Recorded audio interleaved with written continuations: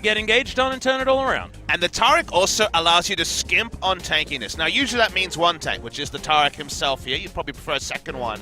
The reason why you like the Taric is because you can pull off the Baron baits that have failed a lot of teams. There's a lot of teams who had a 4-1 Baron with a Kha'Zix tanking it. He basically dies the first couple of shots, and it's all over. Thoughts here for ROX Tigers. How do they want to bust the gangplank?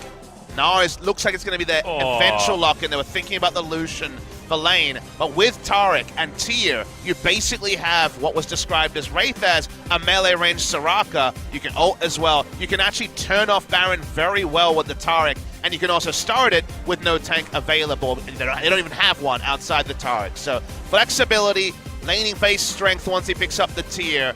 Gorilla brought it into the meta. Everyone's copying it. The melee range Soraka Taric is here. Yep, I love it. I also love Taric into melee matchups as well, because it means he can actually get into the face of those minions and start spamming that heal pretty early on. If he does have that Tyr, get that one stacked up.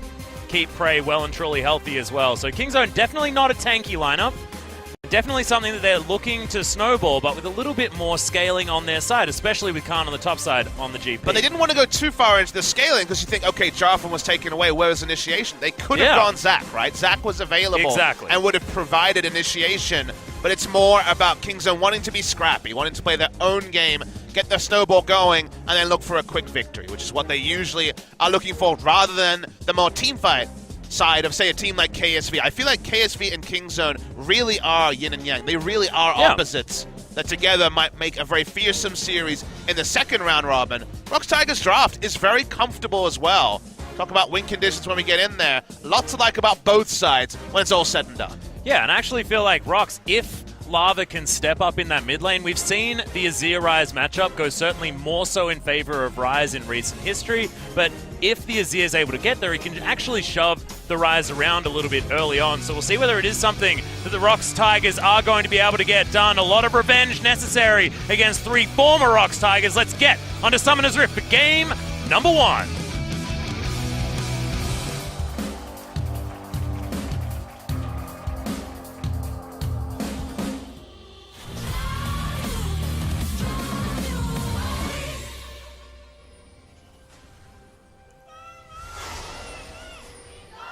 소환사의 협곡에 오신 것을 환영합니다.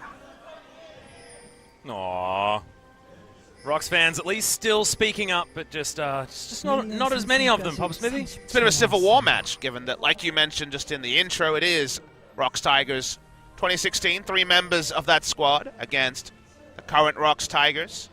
Unfortunately, it's esports, so the loyalty is usually with the players rather than the orcs, so Kingzone come in with a much bigger fan base than the ROX Tigers, but at least ROX have had things to cheer for. In 2017, it has been a significant improvement from a squad that lost Shy, that in general didn't strengthen in areas you expected. They got Kuza, and you're like, all right, here's a premier mid laner, don't even play him. Only single game. They preferred Lava, who has been good. They're trusting in the process here, ROX Tigers, but against a star-studded lineup like Kingzone, it may not be enough. Yeah, this is the scary thing, is that the competition for the ROX Tigers hasn't been as steep as this particular game just yet. So this is where a lot of the weaknesses do start to shine, right? If you get into a position where you're found wanting, it does mean that those weaknesses are certainly more pronounced. So let's talk about how ROX Tigers win the game, because Kingzone have a couple of different ways. That's, you know, you're on the ball with that. But getting there is usually the struggle. You know, the journey is what we talk about in the games. Otherwise, they wouldn't need cast. It's just someone saying, GG! on like an air horn at the end of the game. Oh, well, I could do that. It doesn't pay that much, Atlas. You'd probably have to get a second job on that one. But the journey to get there for ROX Tigers, think about how they've won the games this season. It's a lot of Linderung and Sungwon running over a top laner. And most famously against SKT, that was Untara on Gangplank. So Gangplank, certainly the sort of top laner who can be run over with repeated ganks. That's why we saw a Kha'Zix ban in the second round coming through against Sungwon, as that's been his favorite. Spirit animal has been the Kha'Zix. Still can do dirty things with Gnar and Jarvan. The Narvan combo, as they're known as, and at level 6 for both, you can Gnar into the Cataclysm wall and get the stun there. So we might see that approach.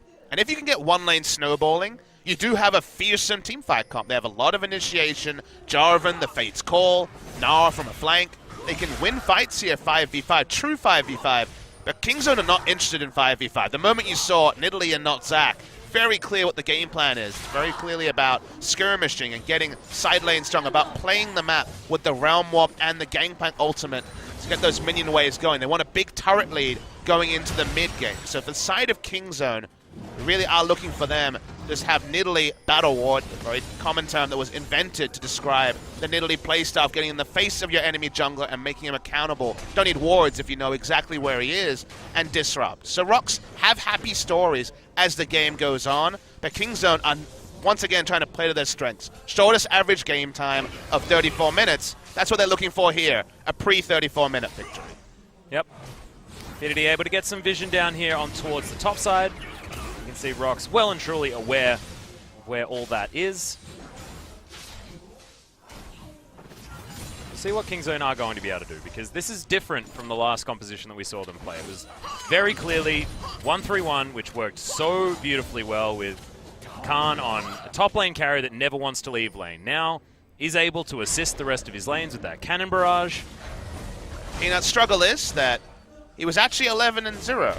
13-0 on the ROX Tigers as the Nidalee. The losses were on Najin when he was a rookie, and also this season onto Kingzone DragonX. So 13-0 his record. There might have been 12-0, could have been 1-1 on the Najin days, I forget exactly, but ROX Tigers was undefeated on Nidalee, so starting off the season with a loss. Definitely hurt that record a little bit, but still very, very impressive. It's his trademark champion next to his Lee Sin. Yeah, when you mentioned Battle Ward, I was like, pretty sure that is in fact a word that was come up with based on Peanut and his playstyle.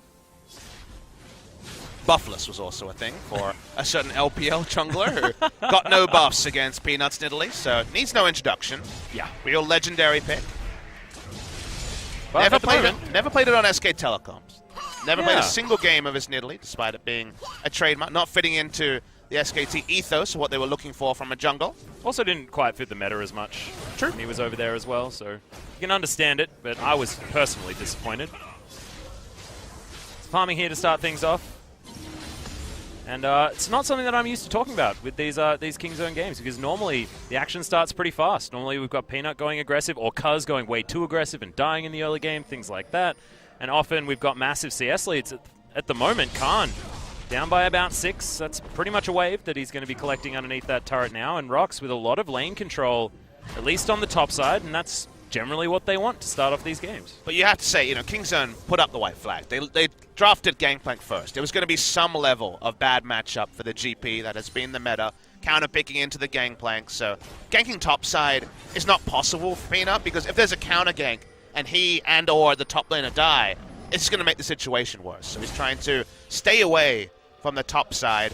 Mid lane has been pushed in, and, happy times for BDD. It's a good matchup for Ryze. And then bot lane is Ezreal Taric early game, so you're not going to be doing anything there. So they want a lot of options, so he's just happy to hit his farm spikes, get the Tracker's Knife, start getting defensive vision wherever possible, and they can always reassess when ultimates are available. Specifically, Gangplank picking up his ult allows cross-map plays to be so reliable to see it pinged, just as I mentioned the point. So that was very good timing, Papa. It's a smart restraint from Peanut. He doesn't need to be the star on Nidalee from the starters. Whoa. That's an aggressive teleport, but it's just a Braum. Yeah, it's just Key turning up. Oh god, another spellbook support coming in. Gorilla actually going to be opting out of it on the Alistair this time around.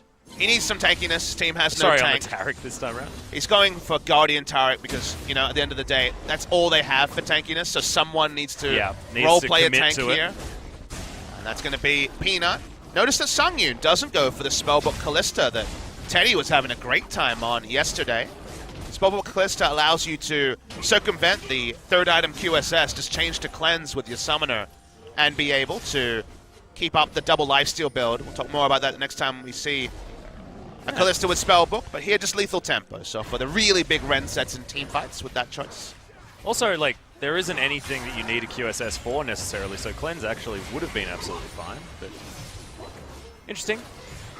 Having the extra damage certainly does feel good, but not having a spellbook feels like you're the kid that didn't really get the memo, and at the high school, people are looking at you going, "Oh, he didn't know that you're supposed to take spellbook all the time on everyone." We're also that kid that missed a memo, and sadly that memo is 8.2 patch notes, as we are still on patch 8.1 for this week. Will only be the next Tuesday match day, so 6 days from now we will move patch 8.2.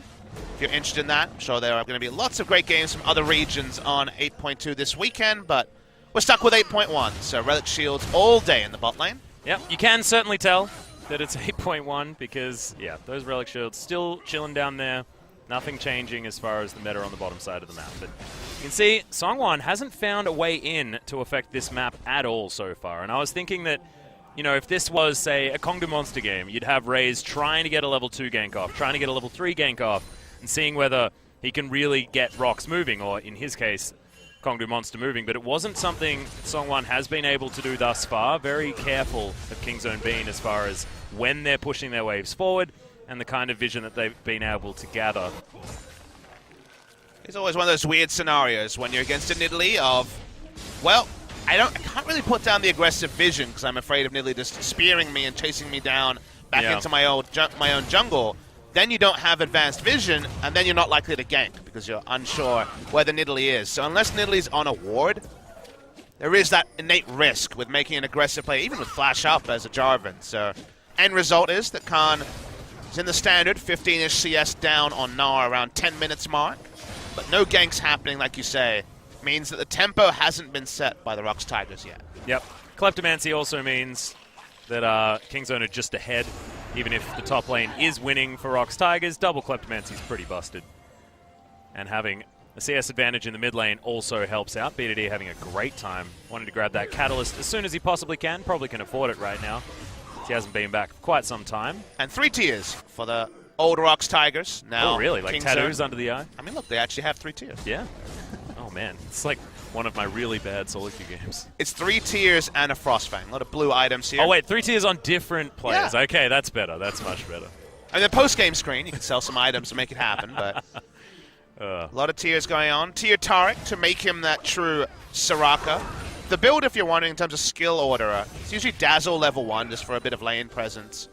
EWQ, you know, so a bit of everything. You go a second point in Q, because then you get 2 heal charges, so it matches your passive. Gives you basically 100% uptime on getting a decent heal on the bot side. Then you get a tier, you max Dazzle for lane control, because it does pretty good base damage. You can push the minions with it, on 280 at highest level, and you can use your abilities with no regard to mana. You can actually be that melee range Soraka.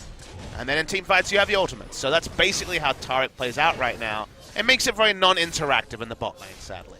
Yep, does feel like that Soraka-type playstyle. Is spamming the heal over and over again. Certainly is effective, but it's not super exciting as a playstyle. I hear a Gangplank ultimate. Yep, some dudadunks. I believe that was Lindaran trying to hold the wave in topside and the Cannon Barrage to push it in, stop the Gangplank from being horribly overextended as he walked back to lane. Was off screen, so no indicator on the minimap to tell that, but believe that was what happened. Well, Khan is actually trying to indicate to us, just ping towards the top side of the map, so maybe that was what he was pinging.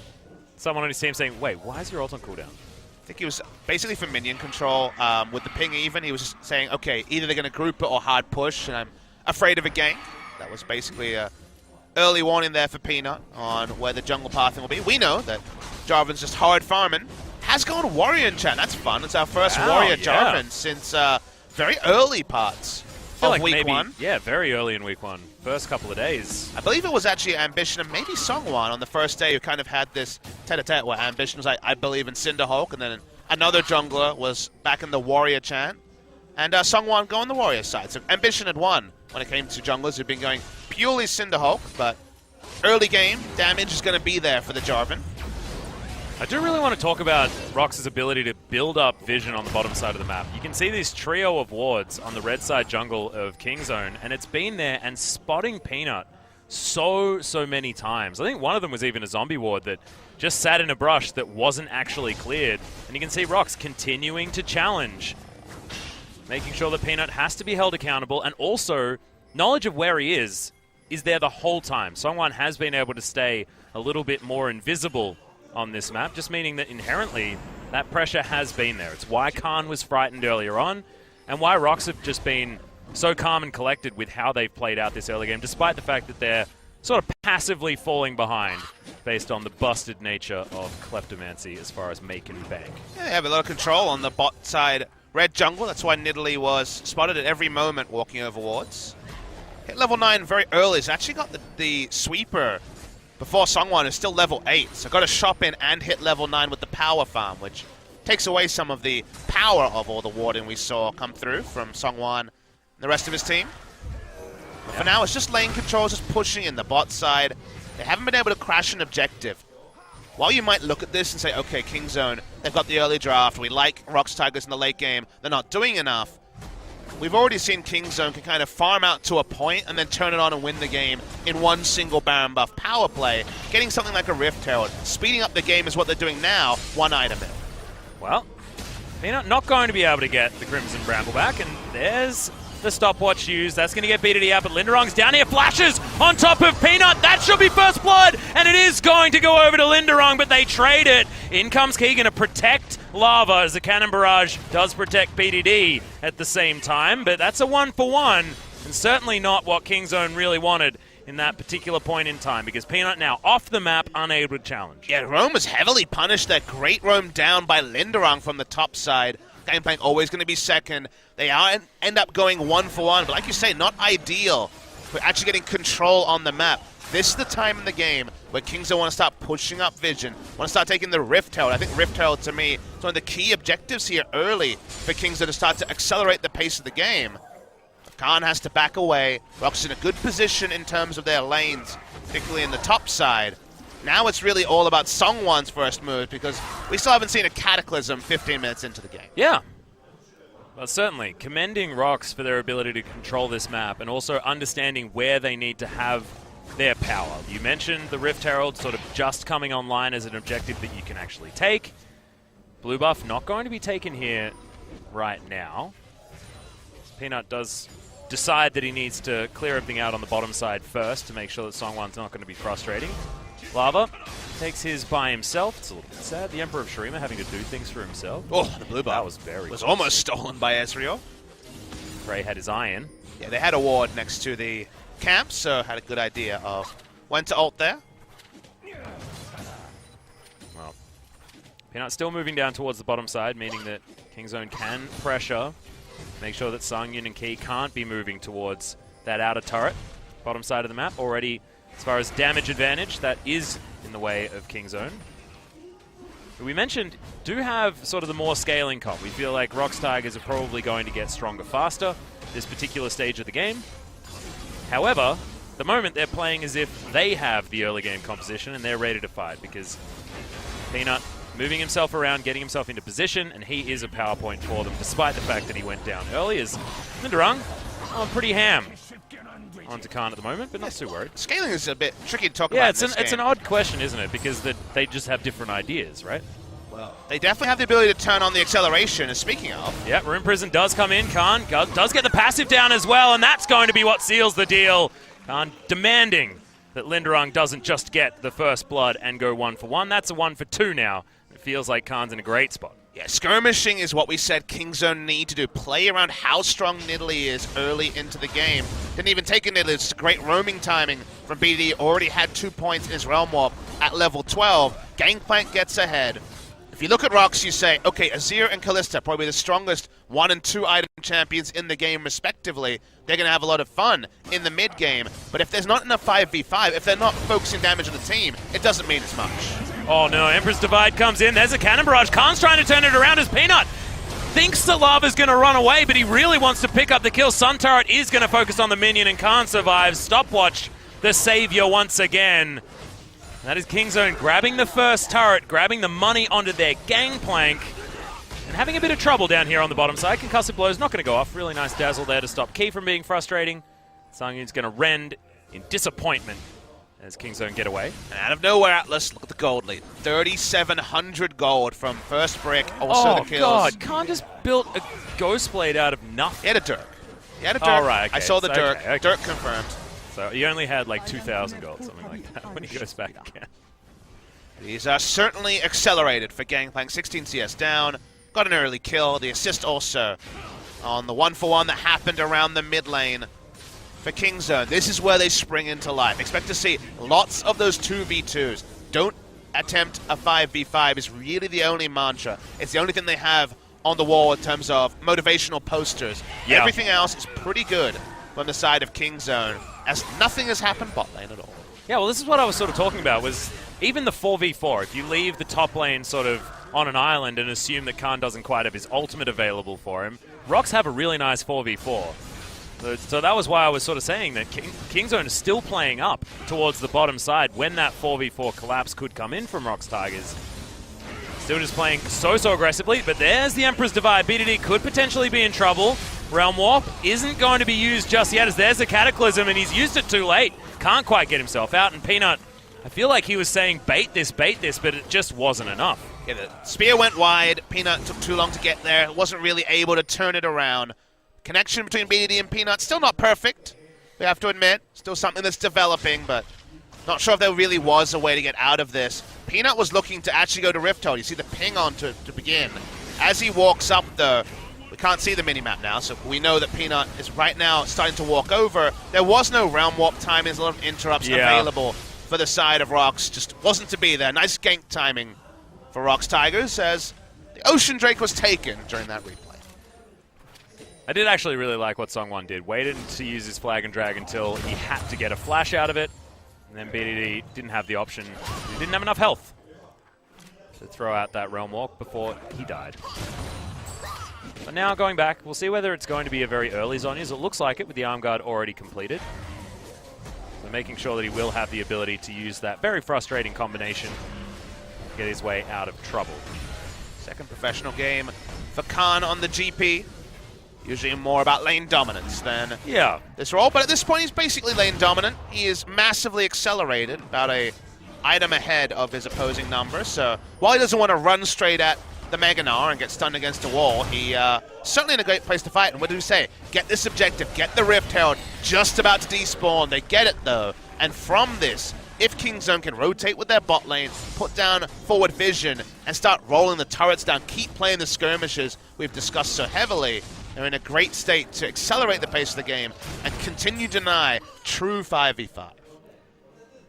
Now Praying Gorilla still moving down towards the bottom side, not moving that bottom lane anywhere else. And we'll see whether that's where the Rift Herald is going to join them. But the ROX Tigers able to get a really nice shove on this outer turret in the mid lane, and that'll just go down. Lava, all of that attack speed, utilizing his Nash's Tooth, smacking that thing away. Songyun mixing up the build path just a little bit with his Rage Blade complete. Interesting. Rage Blade Lethal Tempo. We saw this attempted by Kramer for a Freak of Freaks, but got rolled over in lane and couldn't work. Risky to go, but if you can get away with it in an extended laning phase, Rage Blade does, when it's fully stacked, apply 2 spears for every Phantom Order and get a lot of power out of that Devourer-esque effect as the fights go on. Does mean that he's going to delay the Ruin King and also his Hurricane, so team fights are going to be delayed a bit with this build. Yeah. If those sticks had been pulled out, that could have been scary. So you're demonstrating exactly your point there, Pop Smithy. See, he throws a whole bunch of them as Lava doesn't find it that time around. Emperor's Divide just going to be jumped out of the way of. Does get a flash out of Peanut though as BDD. He could be in trouble. Does get the shield from the passive though. Songwon's in trouble. Another Rune Prison does need to be there, but Lava, he's got the damage. He's got enough. He's commanding respect. You see ROX Tigers actually forcing Kingzone to make defensive plays in a way that certainly MVP were not able to. ROX have a good position on the map. Lava's doing very well in the mid side. The rotation with Key walking over, getting demolished Brockhoff was big as well, forcing Peanut to take the blue buff away. So when it comes to the map control, that the moment we saw Rift Herald, we just kind of plugged and played and assumed that Kingzone would have. ROX Tigers answering it very cleanly, waiting to see where that Rift Herald is put down. About 50% left on the channel. Yep, about half the way there. We do talk about ROX not necessarily making proactive plays as far as actually fighting Kingzone, but their vision has been so good. And aggressively placed as well. We noticed that had the vision of the blue buff meant that Lava was able to contest, like you said, denying that from BDD. But look at the pink ward that's so deep on that blue side. The bottom side of the jungle, I think, has been permanently at least quadra-warded.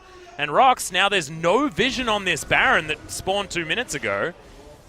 Okay. That was almost going to be a Nunu Azir-esque play that we might see on the new patch.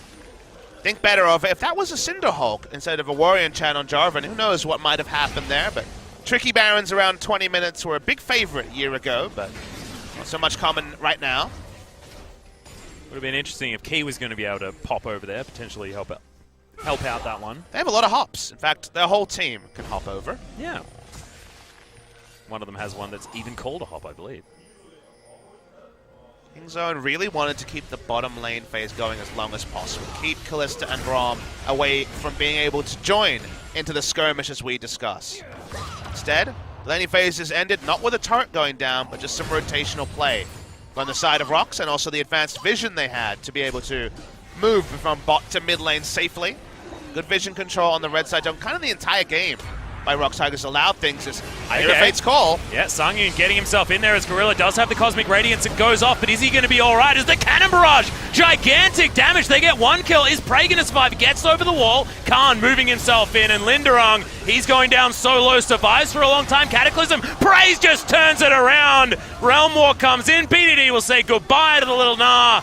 And ROX, underneath their turret, lose the fight 2-1. They're not able to have enough tankiness to re-engage, and Kingzone come from all angles. They continue to. Prey walks up. There's that Rift Herald we talked about, answering mid lane turret.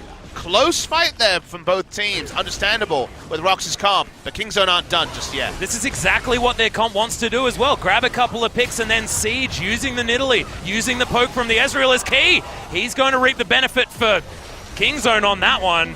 That is going to be in a turret in the mid lane falling down. It's precisely what this composition wants to do. Oh! Probably wouldn't have killed him as he'd already started to get his Relic shield from the quest back up, but very, very close there. Well, watch the replay. This looked like it would be very close. Gorilla has to use the ult, so he's basically out of the fight very, very early. Linderung uses ultimate to try to continue to get things going. Prey gets out after walking straight in, but as it continues to go, suddenly Key, Linderung, and Sungwon are out of the fight. They no longer have a front line for their two threats to do damage in. It's another reason for the surprise for the Warrior enchant. Feels like Jarvan's helping is really should just be buying time with his CC and being unkillable in the front line. He's relatively killable, even after pivoting once he completed his Warrior enchant. Doesn't matter that Sungyun and Lava were alive the entire time. Not able to win the fight. No, not quite there. And I do want to shout out to Prey. That arcane shift over the wall to dodge a Nah, and then a flash back over the same wall after Linderung's flash to dodge a wallop. Just great things. Just incredible. Arcane shift back up again to get out of the Cataclysm, turn the fight around. But speaking of fights, Realm Warp to get BDD right in amongst this one, as Key could just be that first pick that we were talking about. Prey doesn't quite find the ultimate, but Stopwatch is not going to save the big Braum, who sacrifices himself, of course, certainly lore appropriate, but not ROX appropriate. That is not what they want to be seeing. Is 6,000 gold now the lead for Kingzone, DragonX, and a Baron is going to be the call. So ROX Tigers with only 4 members can turn this into a 50-50. The Kingzone, you have to feel, have a way of making sure that this one is secured. But look at all this damage from Lava. The barrels doing a fair bit of work. Kingzone turning that one around. Flash out from Sungyun. Scary times. So couldn't say on it. Re-engage. Songwon, okay, goes in super aggressively, but Linderung, he's the one that takes down Gorilla. He's going to sacrifice himself for it, though, on Lava. Now at half health, the spear just grazes his backside on the way out. Minion wave in the mid lane means Kingzone are going to move themselves back down there, clear things out, but then potentially just go back and try again. Peanut says he wants a dragon before that happens. Even that one out. ROX Tigers are still desperate for a front-to-back fight where they can fight around a tanky frontline and have it Azir and Kalista hit the same target. Completely denied that as the game goes on. Very smart rotation to start this all off. The reason this works is, or before this point, is that Nara's bot lane didn't have teleport. He only gets involved now after the Baron turn had started. Linderung scooping in Khan. Tarek dead at this point. Linderung disconnected from his DPS. If we ever see a fight that really is front to back, with the front line using their CC to allow Sungyun and Lava to focus down members, it's a very high single target build from Kalista. It is Rage Blade and also the Blade of Ruin King. The Hurricane comes later, but it's a one target with time. We will see Shred from Sungyun. Lava doesn't need an explanation with the 3 items he has. ROX have huge damage, but if we see Kingzone continue to play around the Realm Warp, continuing to abuse things like teleport timing, we will never see the 5v5 that ROX feel confident they can win. Yeah, and if we see Songwon and Linderung engaging without any of their DPS there, it'll also be the same story. I mean, they ate up a lot of focus from Kingzone. You saw the fact that Kingzone had to spread themselves out. There are pick opportunities there because the Gnar was threatening everyone, but there was no DPS. There was not even any key there hanging out to try and help this one, and it was Songwon that actually engaged the fight. Looking to see whether we can find some more from ROX, because there was an opportunity to make a team fight actually work there for the ROX Tigers. It just didn't quite happen. And they're really spreading Linderung thin. He didn't have teleport for the previous attempt. That was exploited. Now he's forced to go bot lane to answer. BDD split pushing. So for now, the map movement that's possible with the Unsealed Spellbook and Ryze's semi-global means that Gnar has never been in a position to predictably teleport in and make a Gnar ultimate play. You look at Kingzone and their general mobility, short of a Gangplank and Taric, it's very difficult to actually make a predictable play against Kingzone because they have the ability to disengage in multiple different ways. So making Linderung actually powerful in this game going to be a struggle unless Kingzone really stick on to an objective like the Baron. At the moment, they are just threatening multiple lanes. You can see everything shoving in for Kingzone. Feels like Legacy SKT, you know, moving the vision line up, making sure that they're challenging for everything. This Wraith camp, sorry, the Raptor camp, is going to go to Sungyun relatively easily. But otherwise, everything feels like ROX has to work for it, even if it's in their own jungle. Clearing things out just as I say that. Baron control still certainly over on the side of Kingzone. Lava with some wave clear is going to help things out. So possibly an area of respite just opening up. This is Kingzone's ideal way to play the map. 1-3-1. Ryze on the bot side has teleport for a true global and also his ultimate. Gangplank pushing in top.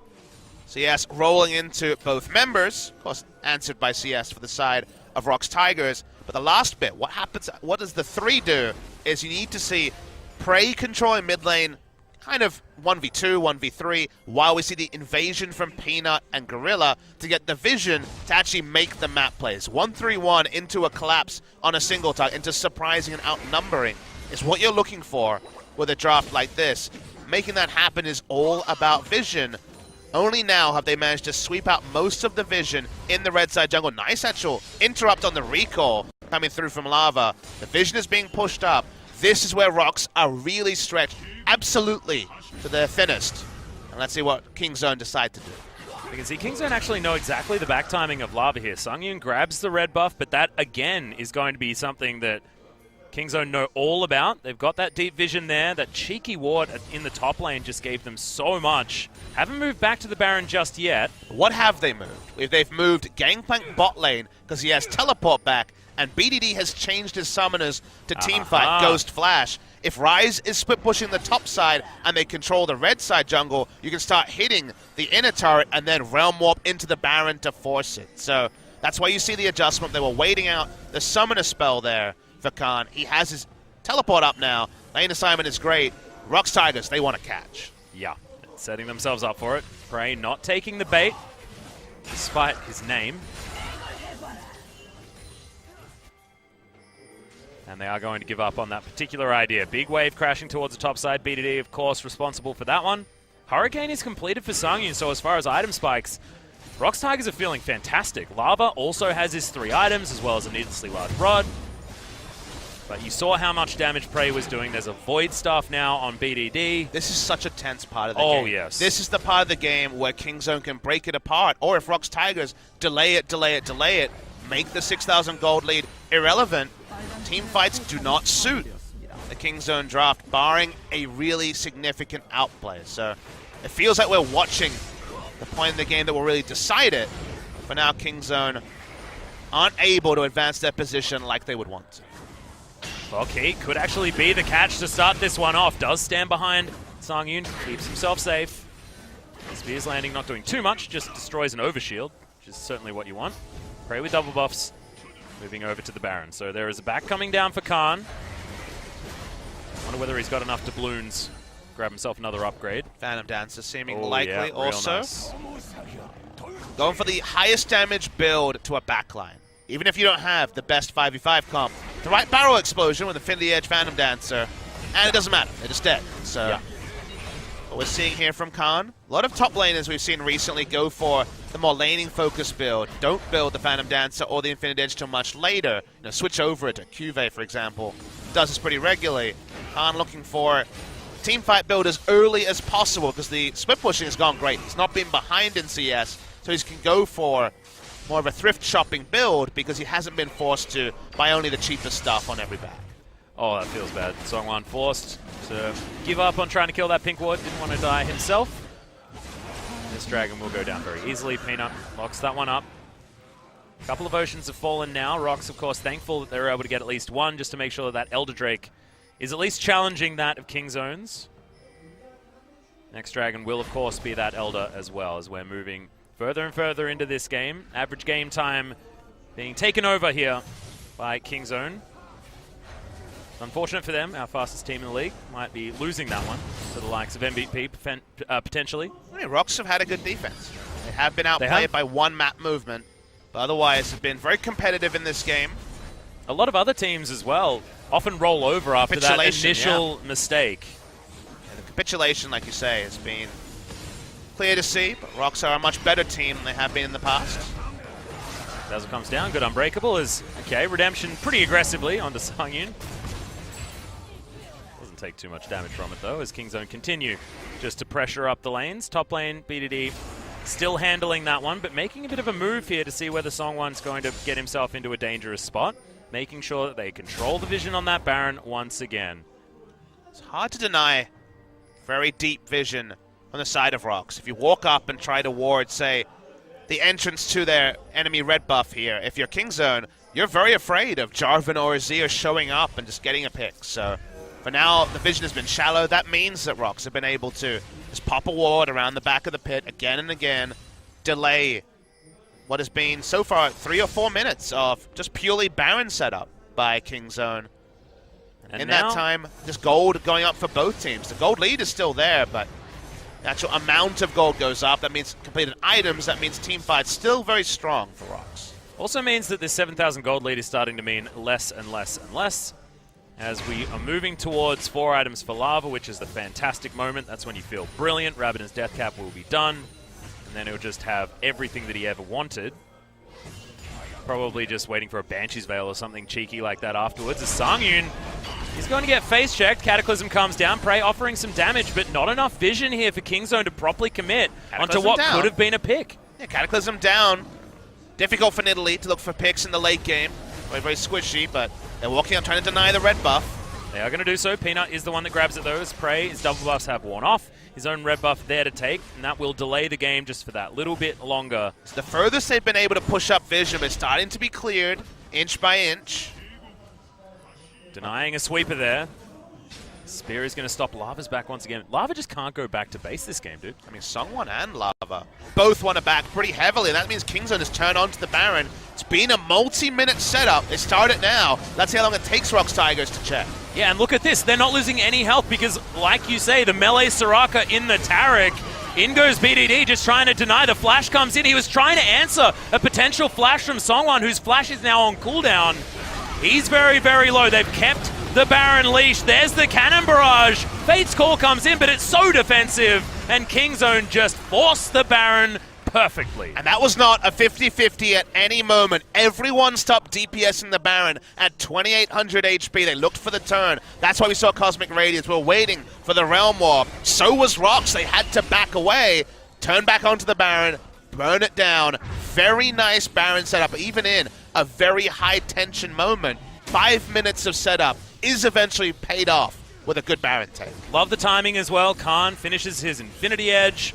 We've probably got enough for Rabadon's Death Cap coming out. No, not quite yet for BDD, and that's 6 items on Prey as well. I mean, there is massive amounts of damage available, and it's not going to improve from here. There's no Ornn to boost up these items' power. These are going to be elixirs being cycled over and over again, and maybe some boots being sold. So the timing for King's Own to make that proactive play was pretty much perfect. And they have so many options now. They can group as 5. You wouldn't usually think of a Gangplank team not playing 4-1, but if they have or a Nidalee team as well, right? Well, if you have Ezreal and Nidalee poking and then Gangplank explodes about anyone, he's critting you for over 1,000 damage if you're a tank or a DPS. So 4-1 is the most likely lane assignment because then they can get an easy inner turret, and Khan already is going to solo that one down.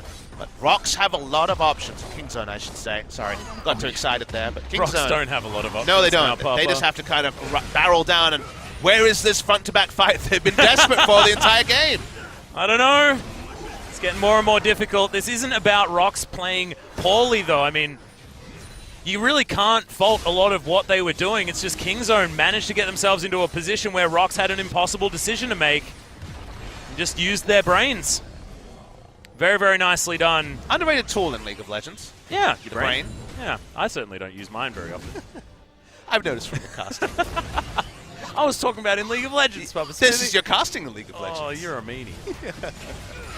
Well, they're pushing up, and it's just the worst for everyone. Kalista trying to wave clear, not getting hit by a spear. Azir wanting to Azir sec someone, but with no control of his jungle.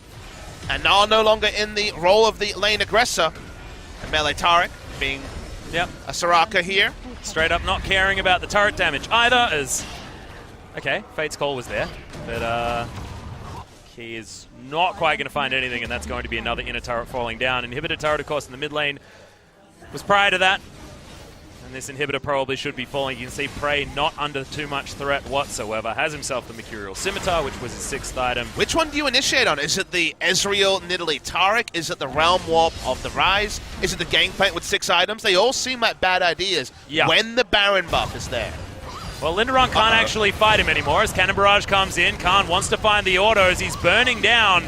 Not able to find the boomerang damage, and he's just going to tear up this turret. Okay, Sangyun turns up at the right time, but that means that inhibitors fall in the top lane and the mid lane, and Kingzone just playing this stretch ROX out game.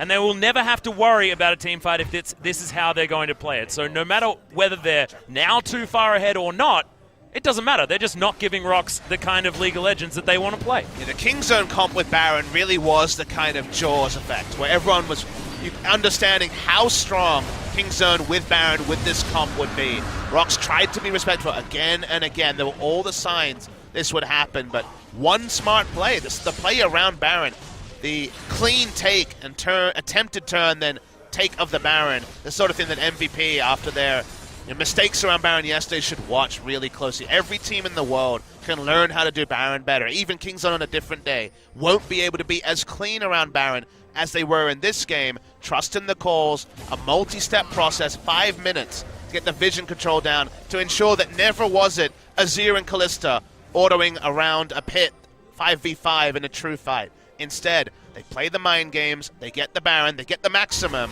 and now there are a couple of picks remaining in the game. They don't even need a team fight to win the game. Nope. I've got an Essence Reaver on Khan as well. Basically got 6 items on Peanut, who's... I've been really, really impressed, actually, with sort of his more late-game Nidalee play, because a lot of the Nidalees that we've seen be successful have been early successful and making sure that these skirmishes are being won. And definitely Peanut has been guilty sometimes of, I'm going to carry the game, it's my Nidalee, rather than just being Nidalee for the team. This is a team Nidalee game. That's not often something you can describe a Nidalee performance. Usually a selfish champion about styling. Prey. Prey almost gets styled on. That's a lot of damage. Yeah, there's a lot of healing that comes in afterwards, though, so not actually going to be forced back or anything like that. Some barrels go off, but Key not going to die from that one. Now, Kingzone, unperturbed, going to move themselves up. Prey now back at full health. Sun Turret dies in the mid lane, and B2D, he's the one pressuring over there. And you can see it's the back and forth. It's the fact that the team fight never has to be committed to by Kingzone, because they are able to get themselves out of the way, whether it be with excessive movement speed that Khan's able to grab, with the fact that Gorilla can turn things around with the ultimate, and he's now very tanky, or whether we're going to have pounces and realm warps and arcane shifts. There seems to be options aplenty for Kingzone to make sure that they're dictating everything that's happening. And that should spell the end of this inhibitor very soon, and most likely, Papa Smithy, the end of the game. Just waiting for there to be just a single mistake. One pick onto anyone. The game may end pretty deathless. So now have those 3 inhibitors. Minion wave in the mid lane, still pretty far away, but 2 other ones starting to crash. ROX need to go for the ultra commit. They've got their flashes up. It's now or never. Yep. And ROX are feeling like they're underwater right now. They need to try and get onto the surface and breathe, and that is going to be if Kingzone are all dead, but I just don't think it's going to happen. Prey takes a lot of damage from the Sand Soldiers. If they can get a pick on one of these members that are relatively slippery, if the CC can land, then it could be an opportunity. but soon there's just going to be so many super creeps. No more Elder Dragon buff, and the Baron is going to be up in another 40 seconds, so it might mean Baron minions are going to be the ones to break open these Nexus turrets. They just back away. They have everything. The only thing they can fight for now is the Nexus turrets and the Nexus, but to do that does opt into a Cataclysm under a turret, into Kalista, free farm to 6 items, and Azir also at 6 items. No interest to Kingzone have in fighting against Azir Kalista at this point in the game. Need to continue playing the map. Still probably going to take another 5 minutes at least to close this game, because they've been respectful. This is a respectful Kingzone, not a styling Kingzone, and it probably is deserved respect to the ROX Tigers, who have not been pushovers in Season 2018. Yeah, and also, it's not what this composition can do, so I like the fact that you mentioned respect, because if Kingzone just lose their heads and try and go in for a 5v5, there's every likelihood that ROX are able to take that one, as Baron has been started up. You can see ROX, they've got a Gnar hanging out in the base trying to defend against these super creeps, but it is just going to be given up. All of the vision available for Kingzone, they wait, they make sure that they take down the Baron exactly when they know that Songwon is not going to be there. And it's been the coordination from Kingzone today that's been so impressive. Oftentimes it's individual plays, Khan doing ridiculous things, Prey having those amazing outplay moments, but this time it's Kingzone making sure that everyone is on the same page and fighting for the things that they want. As the Cataclysm comes down onto 3, 2 members having to flash out as there's the Emperor's Divide, and they grab Prey to start this one off. The Cannon Barrage does a whole lot of damage, and the double kill comes down from Khan. Make that a triple, as Songyun has to flash to get the hell out of dodge. Linderoth makes it a Quadra. Could it be the pentakill now for Khan as he's hopped into the realm? He can't get that. Oh, he's but teleporting he can't actually in. get over the teleport. Oh boy, He's Yakety gonna Sax, come baby. down. Oh god, okay. They want to give him the penta. Can he grab it? He doesn't get the damage, and that's going to be the ace. The penta's stolen because of Peanut, but that still means the end of the game. Kingzone DragonX take down the Nexus against the ROX Tigers, who had one last-ditch effort and couldn't make it work. But Atlas with a Nidalee draft. Kingzone play a game so clean that if you were taking a shower and tried to wash yourselves